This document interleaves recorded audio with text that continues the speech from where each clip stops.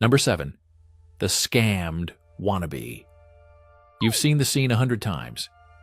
Some guy in a hoodie, face bathed in the cold blue glow of a laptop screen, navigates into the deep belly of the internet, and within minutes hires a professional killer, like he's ordering a midnight pizza.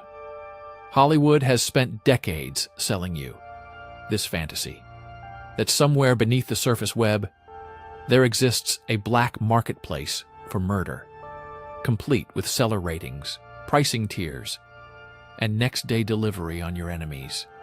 So people go looking. They find sites with skull logos and edgy names. They see grainy photos of men holding weapons. They feel the thrill of having stumbled onto something forbidden and real. And then they hand over their Bitcoin. And they wait. And nothing comes. Because here is what the movies will never tell you. 99.9% of every so-called Hitman service lurking in the dark corners of the internet is a fraud, a con, a digital pickpocket dressed up in tactical gear. You send the cryptocurrency, and the assassin vanishes into the ether. No refund, no response, no murder. But that's actually the better outcome, the worst scenario. The man behind that website isn't some underworld figure smoking cigars in a Bratislava penthouse.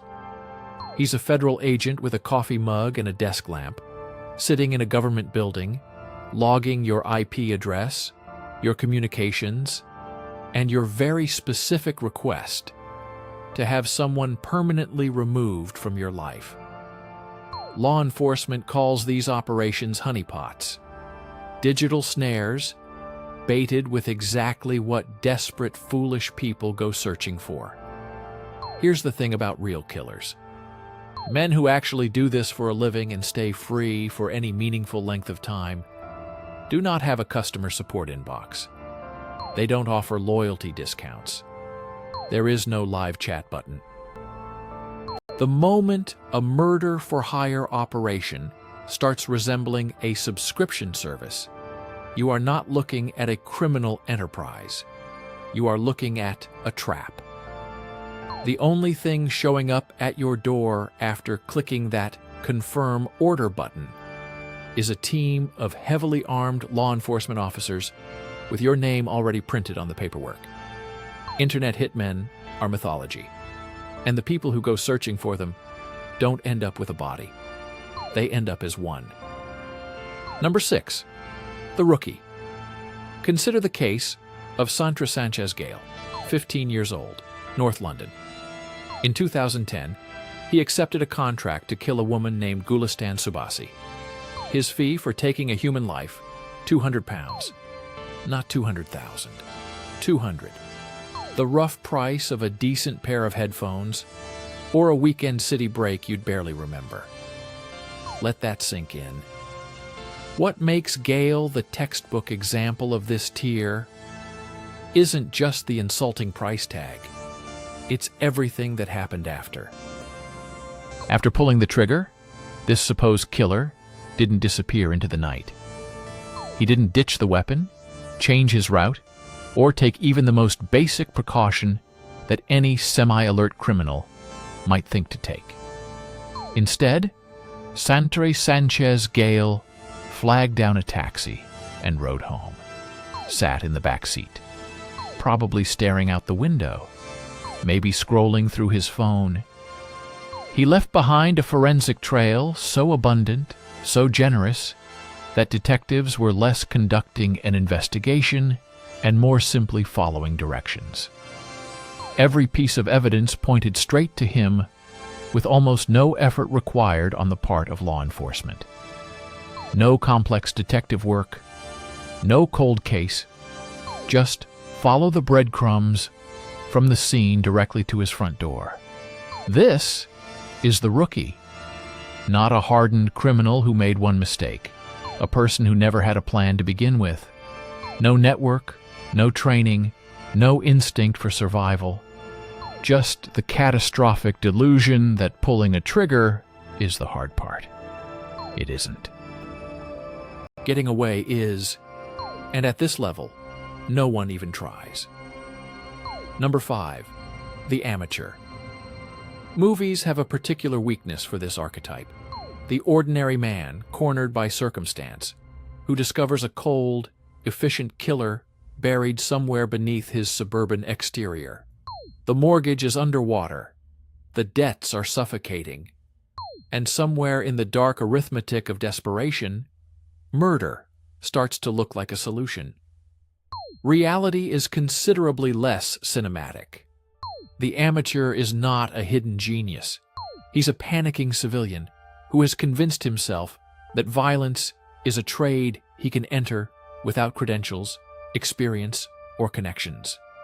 And because he has none of those things, his weapon of choice tends to be whatever he finds lying around. A hammer pulled from a toolbox, a kitchen knife that's seen better days, a baseball bat. Not because these tools are effective, but because he doesn't know anyone who could get him anything better. And then the moment arrives, and the amateur freezes. There are documented cases of contracted killers attacking the wrong person entirely, too rattled to properly confirm who they were looking for. Cases where the intended victim noticed the attacker's hands shaking before the attempt even began and turned the situation violently around. The hunter becoming the hunted in real time at close range because a terrified amateur is not a predator. He's a liability wearing a disguise. Most careers at this level end before they properly begin, with handcuffs, not headlines. Number 4. The journeyman. At this level, something shifts. The emotion drains out of it entirely. The journeyman doesn't kill because he's angry or broke or desperate. He kills because it's on his schedule for the day. To him, a contract is a work order. The target is a task. When you call a plumber, you don't expect him to feel something profound about your burst pipe. You expect him to fix it and send an invoice. The journeyman approaches his work with that exact same detached professionalism. Nothing personal, just an item to be crossed off the list. Unlike the wreckage we saw at levels 5 and 6, these men actually know what they're doing. They understand firearms. They understand movement and distance and how to leave a scene. The craft is there. But here's where the journeyman's ceiling becomes his prison. He's not a ghost, not even close. The local precinct already has his name. They know the car he drives, the neighborhood he drinks in, the alias he uses on the streets. His criminal record reads like a career portfolio, offense after offense, each one a data point the police have already filed away. He's been arrested before. He'll be arrested again. The odds are not in his favor, and they compound with every job he takes. There's no mythology here. No phantom assassin operating beyond the reach of law. The journeyman is simply a blue-collar worker in a black market, reliable, functional, and eventually completely predictable. Number 3. The cartel hitman. Let's kill a myth right now. When you picture a cartel enforcer, the kind who operates in Medellin, in Sinaloa, in the blood-soaked corridors of the narco wars, you probably imagine tactical precision, silencers, clean exits, the kind of surgical discretion that leaves no witnesses and raises no alarms. That is the opposite of the truth.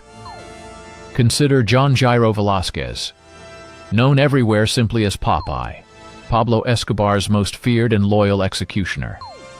A man who, by his own admission, personally ended the lives of over 300 people and oversaw the deaths of roughly 3,000 more.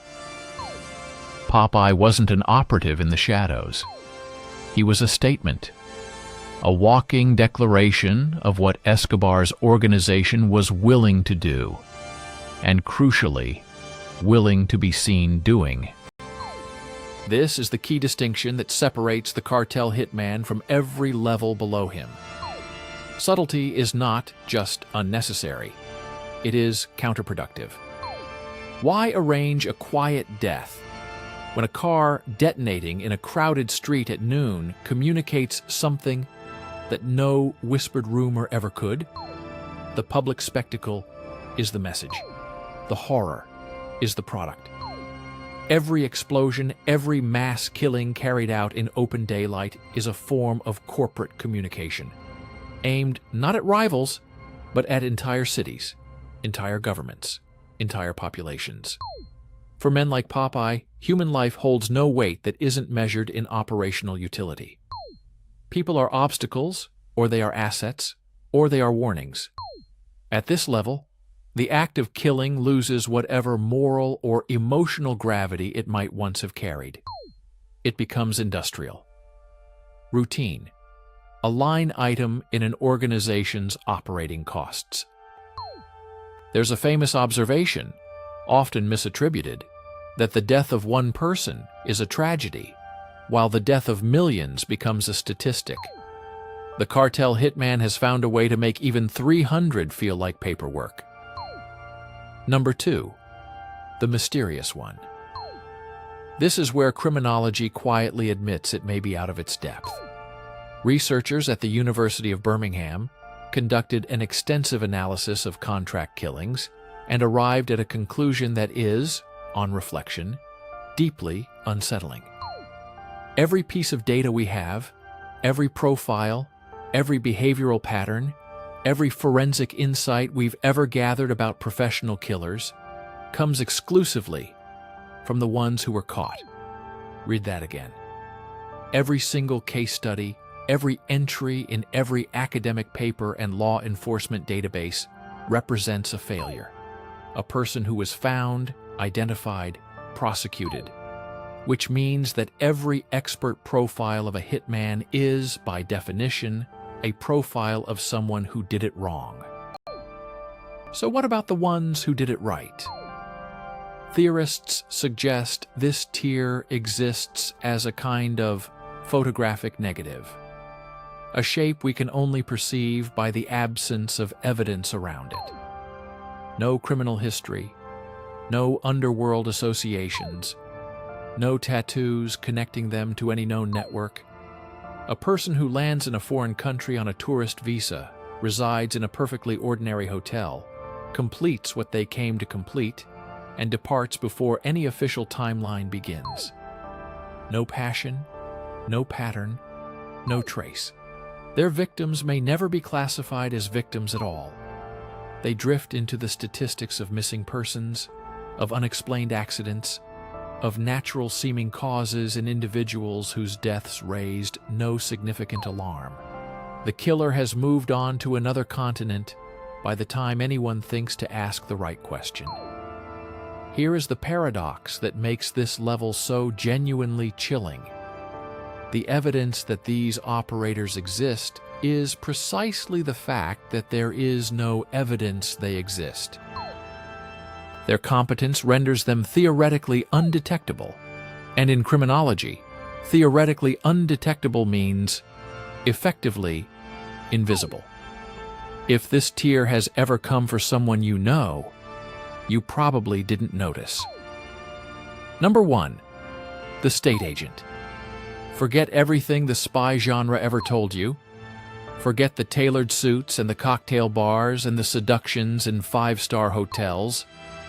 When a government makes the decision to eliminate a specific human being, the asset it deploys is not a character from a film.